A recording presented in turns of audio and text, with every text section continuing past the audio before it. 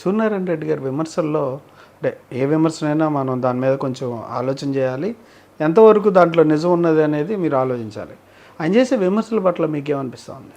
అంటే ఒక వ్యక్తిని విమర్శ చేసిన సహేతుకంగా ఉండాలి, మర్యాదపూర్వకంగా ఉండాలి. ఆయన నన్ను ఉద్దేశించి చాలా చిన్నచూపుగా మాట్లాడుతూ ఉంటారు. సాక్షాత్తు చంద్రబాబు నాయుడు గారిని కూడా అలాగే మాట్లాడతారు. చంద్రబాబు నాయుడు అని ఉద్దేశించి మాట్లాడతారు. వేరే జగన్మోహన్ రెడ్డి గారు వచ్చేటప్పటికి జగన్మోహన్ రెడ్డి గారు అని మాట్లాడతారు. ఎందువల్ల ఆ వ్యత్యాసం? ఒక చదువుకున్న వ్యక్తి, డాక్టర్ గారు ఇద్దరు, ఆయన senior most politician Chandrababu Naidu గారు, ఆయన ఉద్దేశించి మర్యాదగా సంబోధిస్తే తప్పేంటి? నేను ఆయన ఎప్పుడు కించపరిచి మాట్లాడలేదు. విమర్శ చేసినా ఆయన్ని సూర్యనారాయణ రెడ్డి గారనే మాట్లాడతాను.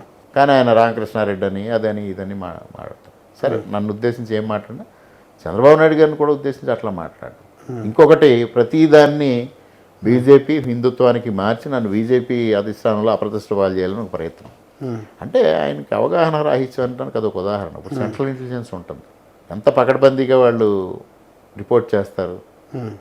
అంటే ఈయన ఒక వీడియో చేసి పోస్ట్ చేస్తే అది ప్రధానమంత్రి గారు చూసి నన్ను బీజేపీ సభ్యత్వాన్ని తొలగించేస్తారా, లేకపోతే ఏంటో అర్థం కాదు. నక్షత్రవనంలో టార్గెట్ చేసినట్టు.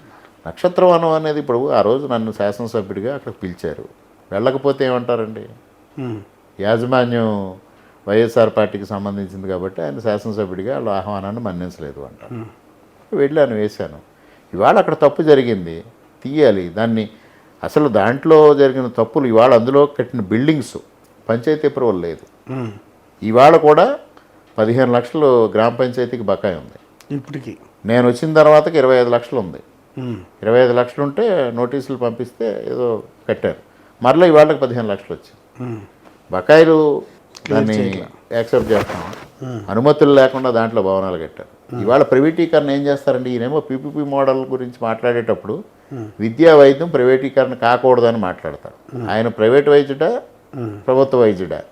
ఆయన కొడుకు ప్రైవేట్ వైద్యుడా, ప్రభుత్వ వైద్యుడా?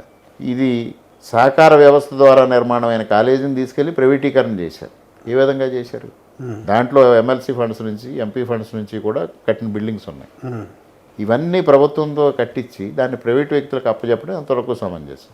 ఇవన్నీ ప్రశ్నలు ఉత్పన్నం అవుతా ఉన్నాయి. ఈ అంశాలన్నిటి మీద నియోజకవర్గంలో చర్చ పెడుతున్నారా? తప్పనిసరిగానండి, ప్రతి ఒక్కరికి దానిపైన ఆవేదన ఉంది. ఎంతోమంది రైతులు త్యాగ ఫలితంగా వచ్చిన వ్యవస్థని వీళ్ళు పార్టీకి వాడుకుంటా ఉన్నారు, ఫలాలు వీళ్ళు అనుభవిస్తూ ఉన్నారని ప్రజల్లో ఎప్పటి నుంచో ఉంది ఆవేదన. నేను ఆ విషయాన్ని ప్రతిపక్షంలో ఉండగా లేవనెత్తినప్పుడే ప్రజలందరూ దానిపైన చర్చించారు.